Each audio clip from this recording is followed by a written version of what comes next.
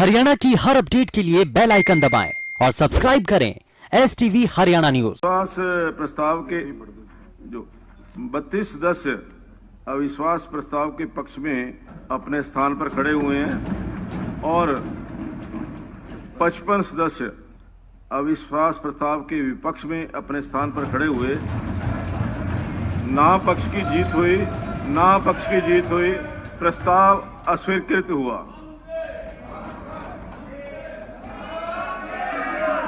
अध्यक्ष महोदय, एक वित्त मंत्री एक कहानी एक छोटी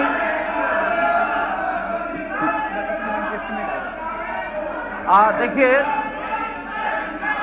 एक आज के संदर्भ में ये चलिए, आज के संदर्भ में सुनो भाई सैनी साहब, आज के संदर्भ में एक महाभारत की कहानी सुनाता हूं। आज के संदर्भ में महाभारत की कहानी सुनाता हूं। देखिए, महाभारत में दो पक्ष आमने सामने थे। पांडव थे, कौरव थे। इनको पता है कि कौरवों की संख्या ज्यादा थी, पांडवों की संख्या कम थी। सुनो, नहीं सुनो, आगे कहानी सुनो, कहानी सुनो, कहानी सुनो, कहानी सुनो, कहानी सुनो, कहानी सुनो, कहानी सुनो। जब बीच में आ गए गंधर्व, गंधर्व भी संयोग से पांडवों के, कौरवों के विपरीत थे। नहीं, मैं सुना रहा हूं। कौरवों के विपरीत थे गंधर्व। अब वो जब कॉमन एक प्रकार से आपस में विरोध था, कौरवों का गंधर्वों से भी था, कौरवों का पांडवों से भी था। तो जो गंधर्व थे, गांधारी के जो भाई थे, वो युधिष्ठिर के पास पहुंचे कि भाई आप भी कौरवों के विरोध में हैं, हम भी कौरवों के विरोध में हैं, क्यों नहीं हम कौरवों को मिलकर के और लड़ाएं। अब भाई भाई थे वो, लेकिन उस समय युधिष्ठिर ने यह कहा, देखिए आप गंधर्व हैं, हम दोनों भाई भाई हैं, आपस में लड़ें, जरूर लड़ें, लेकिन जब कभी आप तीसरी कोई पार्टी सामने आएगी, उस समय हम वयम पंचाधिकम शतम, हम 105 हैं, इसलिए हम ये 56 सब इकट्ठे हैं। 55 हमारे वोट हैं, एक स्पीकर साहब का वो क्योंकि उनको वोट नहीं करना था, तो हम 56 इकट्ठे हैं। अब आप जो है गंधर्वों का स्थान आपका, आपको मुबारक।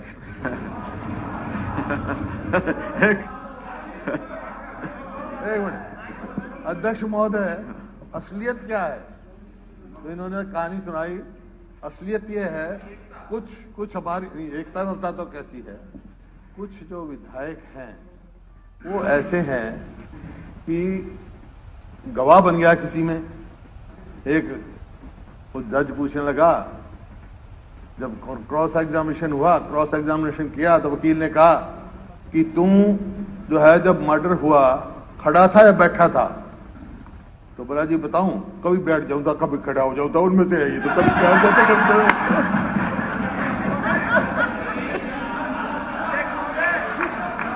अब आदरणीय वित्त मंत्री जी,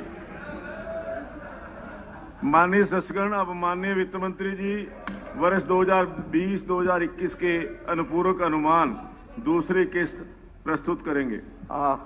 अध्यक्ष महोदय, मैं वर्ष 2020-2021 के लिए अनुपूरक अनुमान द्वितीय किस्त प्रस्तुत करता हूं।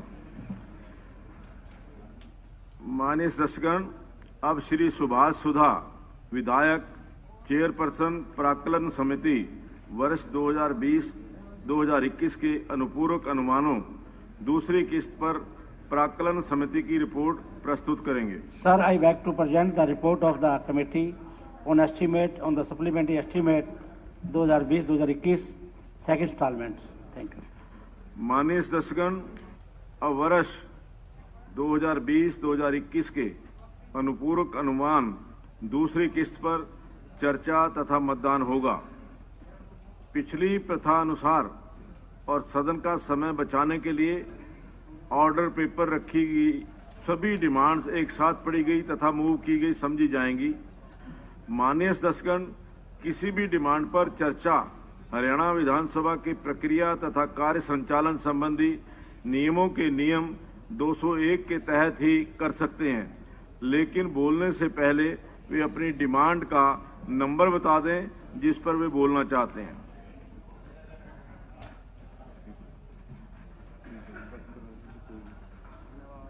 माननीय सदस्यगण, अब विभिन्न डिमांड्स को सदन में वोटिंग के लिए रखा जाएगा। प्रश्न है कि डिमांड्स नंबर 3, 4, 6, 15, 17, 23 और 24, 27, 36, 45 और 47 पास की जाएं। जो इस प्रस्ताव के पक्ष में हैं वे कृपया हाँ कहें। जो इस प्रस्ताव के विपक्ष में हैं वे कृपया ना कहें। हाँ पक्ष की जीत हुई, हाँ पक्ष की जीत हुई। डिमांड्स नंबर 3, 4, 6, 15, 17, 23, 24, 27, 36, 45 और 47 पास हुई। माननीय सदस्यगण, अब माननीय शहरी स्थानीय निकाय मंत्री प्रस्ताव करेंगे कि हरियाणा नगरपालिका संशोधन विधेयक 2021 को पुनर्स्थापित करने की अनुमति दी जाए। अध्यक्ष महोदय, मैं आपकी अनुमति से प्रस्ताव करता हूं कि हरियाणा नगरपालिका संशोधन विधेयक 2021 को पुनर्स्थापित करने की अनुमति दी जाए। अभी पेश तो हो जाने दो। इंट्रोडक्शन हो रही है। हाँ जी, अभी तो इंट्रोड्यूस कर रहे हैं। अभी तो इंट्रोड्यूस करने आपकी टेबल पे आ जाएगा इंट्रोड्यूस कर। आपके पास आ जाएगा। अभी प्रस्ताव प्रस्तुत हुआ कि हरियाणा नगरपालिका संशोधन विधेयक 2021 को पुनर्स्थापित करने की अनुमति दी जाए। प्रश्न है कि हरियाणा नगरपालिका संशोधन विधेयक 2021 को पुनर्स्थापित करने की अनुमति दी जाए। जो इस प्रस्ताव के पक्ष में हैं वे कृपया हाँ कहें।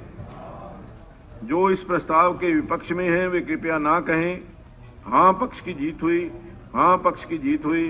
प्रस्ताव स्वीकृत हुआ, अनुमति प्रदान की गई। अब माननीय शहरी स्थानीय निकाय मंत्री हरियाणा नगरपालिका संशोधन विधेयक 2021 को पुनर्स्थापित करेंगे।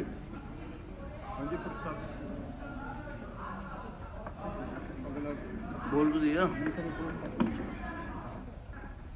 अध्यक्ष महोदय, मैं आपकी अनुमति से हरियाणा कहाँ गया, वो तो कहीं चला गया यार। नहीं यार, ये नहीं है, ये। अध्यक्ष महोदय, मैं प्रस्ताव करता हूं कि हाँ ये है। अध्यक्ष महोदय, मैं आपकी अनुमति से हरियाणा नगरपालिका संशोधन विधेयक 2021 को पुनर्स्थापित करता हूं। हरियाणा नगरपालिका संशोधन विधेयक 2021 पुनर्स्थापित हुआ। माननीय सदस्यगण, अब माननीय स्वास्थ्य एवं आयुष मंत्री प्रस्ताव करेंगे कि हरियाणा योग आयोग विधेयक 2021 को पुनर्स्थापित करने की अनुमति दी जाए। अध्यक्ष महोदय, मैं आपकी अनुमति से प्रस्ताव करता हूं कि हरियाणा योग आयोग विधेयक 2021 को पुनर्स्थापित करने की अनुमति दी जाए। प्रश्न है कि हरियाणा योग आयोग विधेयक 2021 को पुनर्स्थापित करने की अनुमति दी जाए। हमारे संवाददाता राकेश गुप्ता जुड़ गए ज्यादा बातचीत के लिए, ज्यादा जानकारी के साथ। राकेश, सदन में अविश्वास प्रस्ताव गिर गया, औंधे मुंह गिरा। अब बिल्कुल देखिए, अविश्वास प्रस्ताव जो है गिरना था, इस बात की हम लगातार संभावनाएं दे रहे थे, क्योंकि संख्या बल जो था वो किसी भी तरह से कांग्रेस के पक्ष में नहीं था। और जिस तरह से हम 32 सदस्यों के इस अविश्वास प्रस्ताव के समर्थन में होने की बात कर रहे थे, हम लगातार अपने दर्शकों को पहले दिन से बता रहे थे जब अविश्वास प्रस्ताव लाने की चर्चा थी। हालांकि अब जो स्थिति बनी है वो आप जानती हैं, 55 जो हैं अविश्वास प्रस्ताव के विरोध में मत पड़े और 32 मत जो हैं वो अविश्वास प्रस्ताव के समर्थन में पड़े हैं। ये कांग्रेस की इस समय 30 सीटें हैं और 2 जो फालतू लोग आए हैं वो बलराज कुंडू और सोमवीर सांगवान और कुंडू आप जानते हैं पहले से ही सरकार से अपना समर्थन वापस ले चुके हैं। लेकिन जिस तरह से कयास ये था कि जेजपा के जो कुछ विधायक जो पहले जो किसानों के बीच में जाकर किसान हित की बात करते थे, जिस तरह से बबली ने कल रुख दिखाया था लेकिन इन्होंने जब विश्वास प्रस्ताव पर वोटिंग का मामला आया है तो अपनी पार्टी के पक्ष में खड़े नजर आए हैं। और आप ये भी जानते हैं कि तीनों दलों ने व्हिप जारी किया था। ऐसे में पार्टी लाइन से बाहर जाना सदस्यता से हाथ धोने वाली बात थी। और जो ले देकर सारी स्थिति सामने आई है, वो आंकड़ा जो हम लगातार कैलकुलेट करते रहे जी। वही बना 32 और 55 का।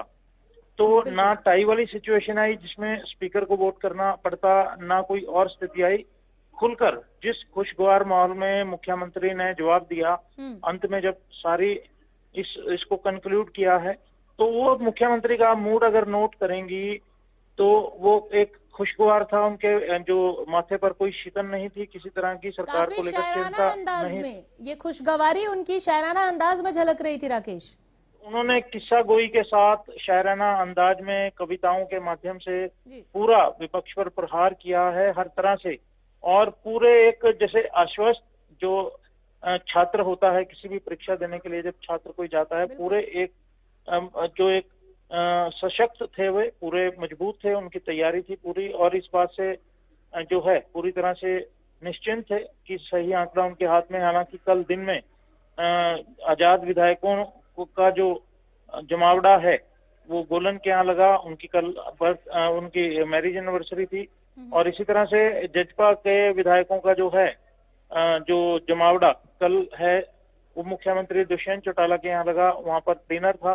तो लेकिन ये पूरी तरह से संख्या बल, हालांकि कुछ समय के लिए तनाव ये जरूर आया था कि जब 2 विधायक जजपा के डिनर पर नहीं पहुंचे और जिस तरह से जो आजाद विधायकों ने भी किसानों को लेकर अपना रुख अख्तियार किया हुआ था, तो वो एक चिंता का विषय था। लेकिन जैसे जैसे समय बढ़ता गया है और चर्चा का दौर आता गया है, मुख्यमंत्री पूरी तरह से सदन में जब भी मौजूद रहे तो उनके चेहरे पर कोई शिकन का भाव नहीं था, किस तरह का तनाव जो नहीं देखा गया। तो कुल मिलाकर जो है संख्या बल सरकार भी जो पूरी तरह से निश्चित थी इसको लेकर। और मुख्यमंत्री ने इस बात का उल्लेख भी किया। हालांकि कांग्रेस का मकसद पहले दिन से, जब से अविश्वास प्रस्ताव दिया गया, ये कांग्रेस का कहना था कि सरकार गिराना उनका मकसद नहीं है, लेकिन जो वो हैं बेनकाब उन्हें करने हैं। मैं शायद पे आ रही थी राकेश की सरकार गिराना मकसद नहीं है, हम किसानों और महंगाई के हक में आवाज लेकर आ रहे हैं। सरकार विश्वास खो चुकी है और जनता का विश्वास खो चुकी है। सदन में विश्वास है या नहीं, हुड्डा साहब ये यहाँ पे प्रूव करना चाह रहे थे। किस्सा गोई भूपेंद्र हुड्डा की तरफ से भी देखने को मिला जब उन्होंने एक गवाह का जिक्र किया कि कैसे वो जज के पूछने पर यह कहता है कि मर्डर के वक्त आप खड़े थे या बैठे हुए थे, तो उसने कहा कि कभी खड़ा हुआ कभी बैठ गया। तो इस तरीके से उन्होंने उन लोगों पर कटाक्ष भी किया जो बाहर तो किसानों के हक में बात कर रहे हैं, लेकिन किसान आंदोलन पर इस अविश्वास प्रस्ताव पर उन्होंने वोट नहीं दिया। राकेश देखिए, अपने मकसद में मुझे लगता है जो भूपेंद्र सिंह हुड्डा है लीडर ऑफ अपोजिशन, वो पूरी तरह से कामयाब हुए हैं। सदन के भीतर ही नहीं, सदन के बाहर भी जाकर अब वो जनता को ये दिखाएंगे कि किस तरह से जो है जो किसान हितैषी होने का दावा करते हैं विधायक, उनका जो क्या रुख जो है सदन में रहा।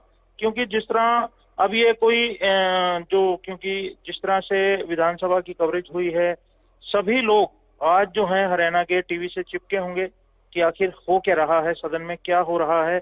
और उनकी जो है किस तरह से उनकी बात जो है रखी जा रही है। आपने 2-3 दिन पहले से मूवमेंट देखी होगी, किस तरह के जजपा विधायकों के आवास या उनके कार्यालयों पर किसान जो संगठन है वहां जाकर धरना प्रदर्शन कर रहे थे और अविश्वास प्रस्ताव के पक्ष में वोट करने के लिए मांग कर रहे थे। लेकिन जो बात जैसे आपने कहा कि ये बात जो है इसके राजनीतिक मायने जो थे सरकार गिराने तक नहीं थे। क्योंकि आपने भाजपा की तैयारी, हम जैसे सुबह भी बात कर रहे थे कि भाजपा की क्या तैयारी होगी इस अविश्वास प्रस्ताव को लेकर, तो आपने देखा कि किस तरह से मुख्यमंत्री ने शालीनता के साथ साथ चतुराई से कांग्रेस की जो सारी अटैक था उसे किस तरह से डाइवर्ट किया है। कांग्रेस के सदस्य अपने संबोधनों में जो बात करते रहे, चर्चा के दौरान कहते रहे कि सरकार विश्वास खो चुकी है और गांवों में कस्बों में शादी ब्याह के मौकों पर या दुख गम के मौकों पर इन्हें बुलाया नहीं जा रहा,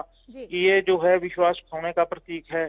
लेकिन उसी चीज को मुख्यमंत्री ने पूरी तरह से कांग्रेस पर थोपा, कांग्रेस से कहा कि लोकतंत्र में क्या ये ठीक चीज है, क्या लोकतंत्र में लोक नुमाइंदों को के साथ मैं रोक ऐसा रही हूँ व्यवहार। आपको राकेश, में दोबारा आ जाऊंगी। मुख्यमंत्री कुछ कह रहे हैं, वो सुनाते हैं दर्शकों को। मार्ग इंडस्ट्री एरिया फेज 1 चंडीगढ़, और उसका इसका जो एक्टर है, वो जो हमने 3 इडियट अगर देखी हो तो राजू नाम का जो एक उसमें एक कलाकार है, वो इसका हीरो है। उसने अपना रोल किया है सोल्जर का। रांझा विक्रम सिंह इसका डायरेक्टर है। तो कुल मिलाकर के स्पेशल वो हमारे लिए देके गए हैं। नहीं, सब लोग अकेले नहीं तो परिवार सहित आ जाएं, इतने तो होंगे वहां। चलो इसमें तो नहीं है, लेकिन आप लाएंगे तो कार्ड मिल जाएगा वहां, ऐसी क्या बात। लेकिन एक आध को ही लाएं, ज्यादा ना लाएंगे। माननीय सदस्यगण, अब माननीय उप मुख्यमंत्री प्रस्ताव करेंगे कि हरियाणा माल और सेवा कर संशोधन विधेयक पर तुरंत विचार किया जाए। अध्यक्ष महोदय, मैं प्रस्ताव करता हूं कि हरियाणा माल और सेवा कर संशोधन विधेयक पर तुरंत विचार किया जाए। प्रस्ताव प्रस्तुत हुआ कि हरियाणा माल और सेवा कर संशोधन विधेयक पर तुरंत विचार किया जाए। प्रश्न है कि हरियाणा माल और सेवा कर संशोधन विधेयक पर तुरंत विचार किया जाए। जो इस प्रस्ताव के पक्ष में हैं वे कृपया हाँ कहें। जो इस प्रस्ताव के विपक्ष में हैं वे कृपया ना कहें। हाँ पक्ष की जीत हुई। हाँ पक्ष की जीत हुई। प्रस्ताव स्वीकृत हुआ। अब सदन विधेयक पर क्लॉज बाय क्लॉज विचार करेगा। क्लॉज 2। प्रश्न है कि क्लॉज 2 विधेयक का पार्ट बने। जो इस प्रस्ताव के पक्ष में हैं वे कृपया हाँ कहें। जो इस प्रस्ताव के विपक्ष में हैं वे कृपया ना कहें। हाँ पक्ष की जीत हुई। हाँ पक्ष की जीत हुई। प्रस्ताव स्वीकृत हुआ। क्लॉज 2 विधेयक का पार्ट बना। क्लॉज 1। प्रश्न है कि क्लॉज 1 विधेयक का पार्ट बने। जो इस प्रस्ताव के पक्ष में हैं वे कृपया हाँ कहें। जो इस प्रस्ताव के विपक्ष में हैं वे कृपया ना कहें। हाँ पक्ष की जीत हुई। हाँ पक्ष की जीत हुई। प्रस्ताव स्वीकृत हुआ। क्लॉज 1 विधेयक का पार्ट बना। अनेक्टिंग फार्मूला। प्रश्न है कि अनेक्टिंग फार्मूला विधेयक का अनेक्टिंग फार्मूला हो। जो इस प्रस्ताव के पक्ष में हैं वे कृपया हाँ कहें। जो इस प्रस्ताव के विपक्ष में हैं वे कृपया ना कहें। हाँ पक्ष की जीत हुई। हाँ पक्ष की जीत हुई। प्रस्ताव स्वीकृत हुआ। अनेक्टिंग फार्मूला विधेयक का पार्ट बना। टाइटल। प्रश्न है कि टाइटल विधेयक का टाइटल हो। जो इस प्रस्ताव के पक्ष में हैं वे कृपया हाँ कहें। जो इस प्रस्ताव के विपक्ष में हैं वे कृपया ना कहें।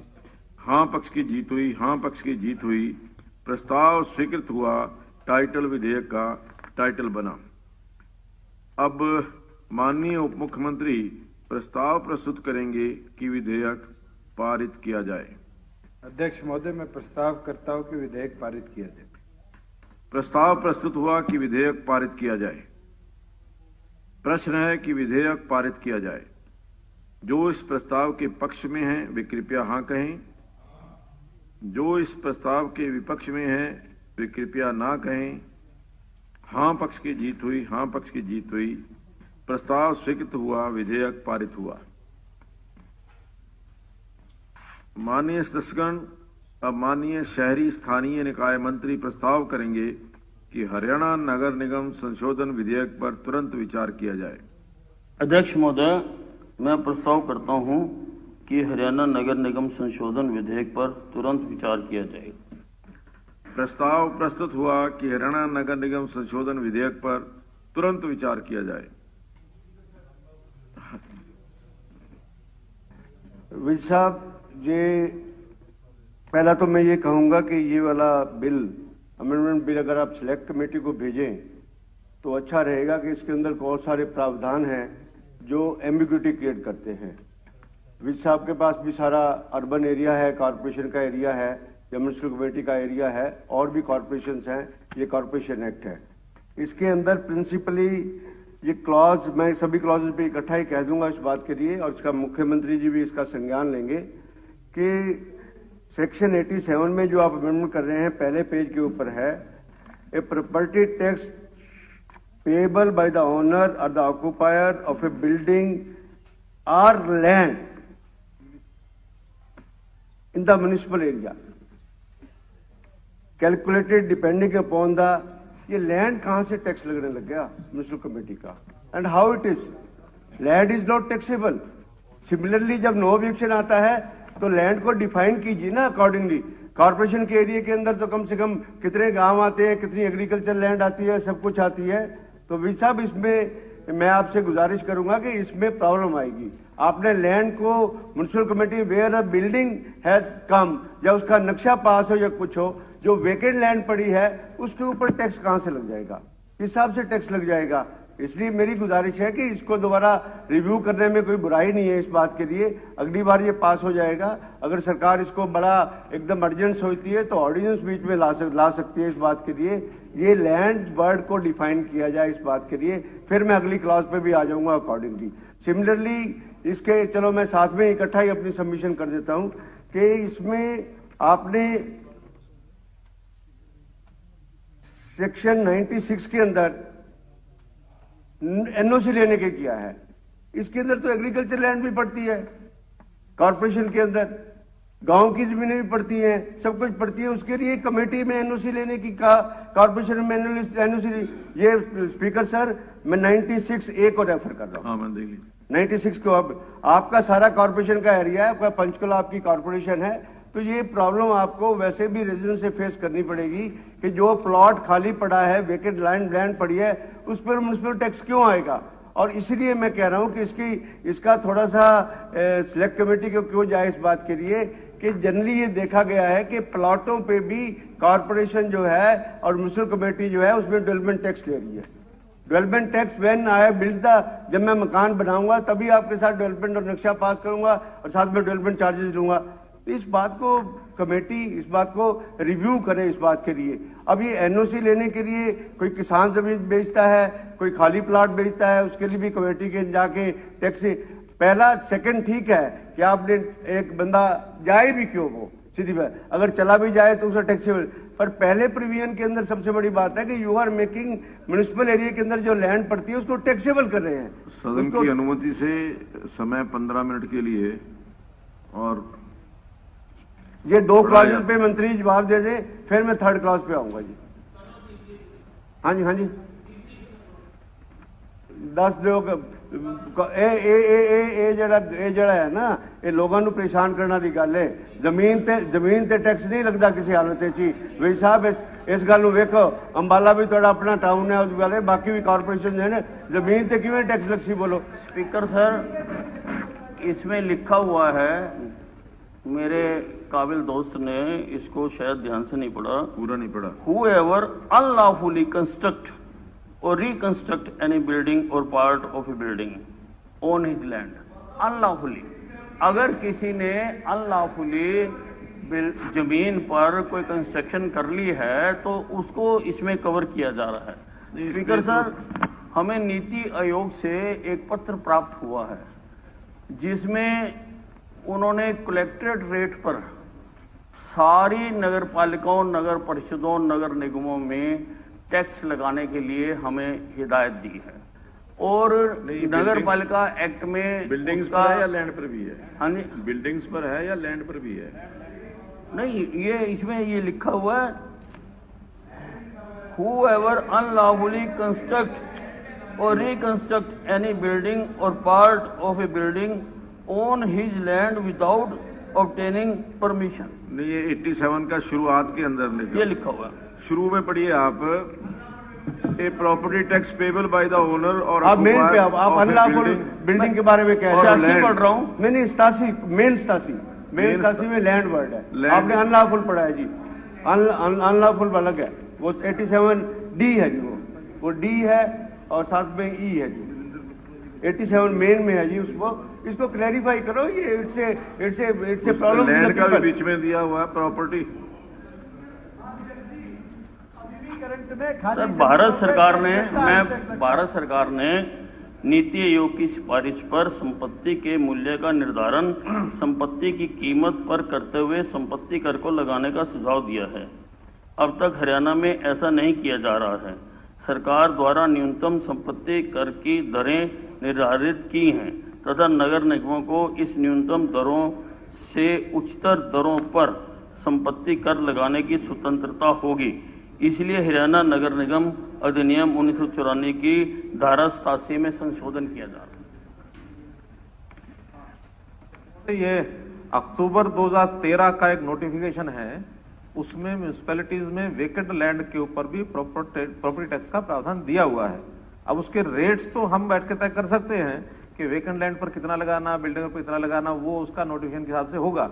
अन्यथा ये पहले से एक लैंड और taxes on land and building, even ये कॉन्स्टिट्यूशन में जो स्टेट लिस्ट है एंट्री नंबर 49 है, उसके अंदर भी इसी हेड से दिया हुआ है कि taxes on land and building, land पर भी टैक्स म्यूनिसिपैलिटी के अंदर लगाने का पहले से प्रावधान है। तो ये नहीं दिया एग्रीकल्चर लैंड या वैसी लैंड, एग्रीकल्चर लैंड या तो सारे एकड़ पड़ी है, ना एग्रीकल्चर लैंड डिफाइन कर रखी ना लैंड। यहाँ रुकेंगे एक छोटे से ब्रेक के लिए।